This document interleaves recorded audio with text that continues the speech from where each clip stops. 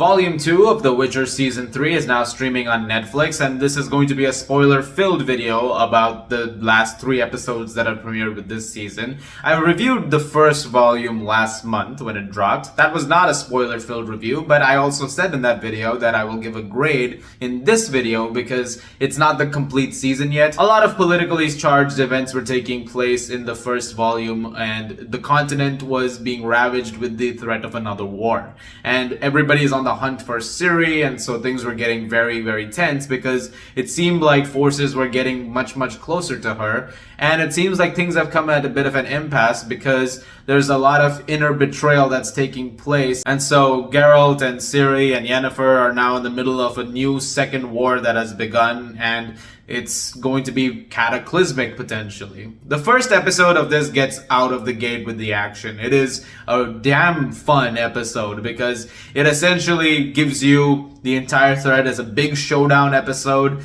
There's elves fighting against the other witches and things are getting crazy. At one point of time, Tissaia, the main witch, she launches lightning Palpatine style on everybody, and it's pretty awesome. And all of that is really cool. Like, you get some great action moments over there, and it's great seeing Geralt, Cavill once again really do a great job. However, this being the final time we're going to see Henry Cavill as Geralt, it made this part a little bittersweet because you knew that this season was going to end with a setup for the next one in a very big way because there's too much happening in the last couple of episodes to wrap up so quickly.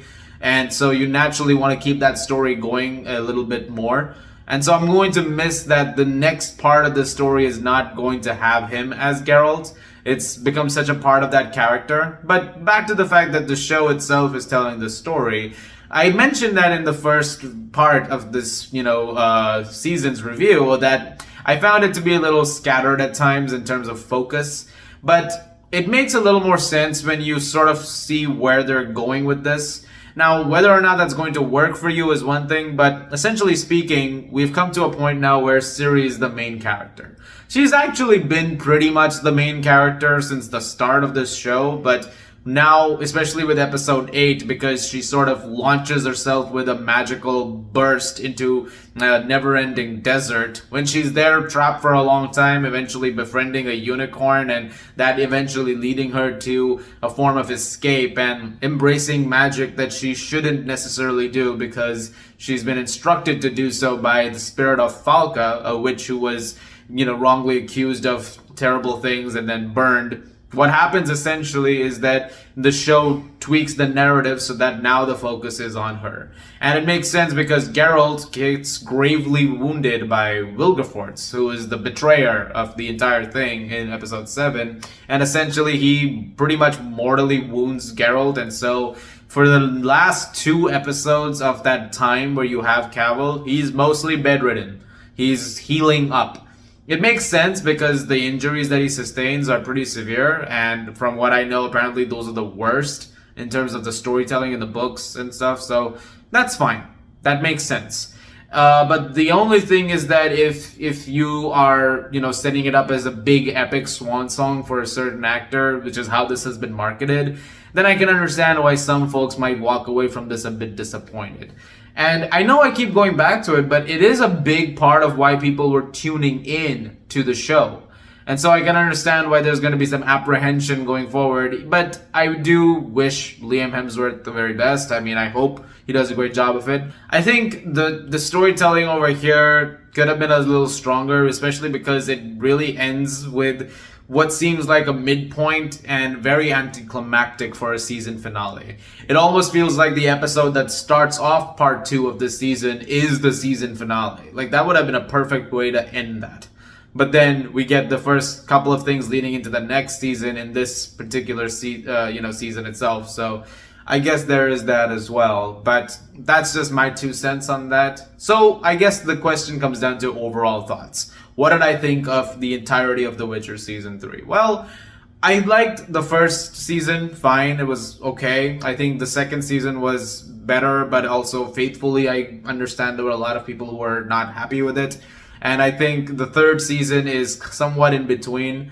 I don't think it's perfect by any means. I think there's some good stuff in here, but there's also some stuff that is just a bit disappointing, and it just kind of fizzles out by the end of it. Again, it's just one of those things where you could have cut a little bit sooner and just had that lead into the next season. But I can't also fault it on the basis of, okay, this actor's not going to be there anymore. It is easy to do that, and I'm sure a lot of people will do that, and I understand that, but at the same time, the character of Geralt is still going to be in the next season, and the storylines that have been set up in here with how Ciri has mastered this magic where she's controlling fire and it's darker and she's on a much more dangerous path than she has been before, or with Yennefer, who is now without her leader and she's trying to rebuild everyone that she's worked with over the years, her sisters, and try something to eventually win this war, take down Vilgefortz. All of that stuff, it's still going to go on. So I'm curious to see how they're gonna make that happen. But overall, I found this season to be fine. There were good things, there were some not so good things. I was a little mixed on some things overall. It's not the best season. I mean, at this point of time, it just comes down to the audience itself, whether or not you're somebody who was in it because, you wanted to see certain things, or if you were there because you were a fan of the books or a fan of the games. Regardless of how that is, your reception to that stuff is going to be different. I've also maintained when it comes to video game adaptations, though, that if you're telling a story that incorporates all of the elements and manages to make something interesting even from that, even if it's not entirely to that, then there is something to be gained from it. Then there is something that you can see on its own regard. I would say for some part it does that, but again, that's a debate that I leave up to the fans itself. I'm going to give The Witcher Season 3 a B-. The total grade of that, which the first half of this season that they released, I didn't mind so much.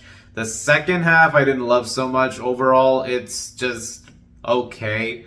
I'm curious to hear what more people think about it, though. And like I said, it doesn't change the fact that I am going to miss Henry Cavill in this role. Like, some roles are just really perfectly cast, and this was one of them.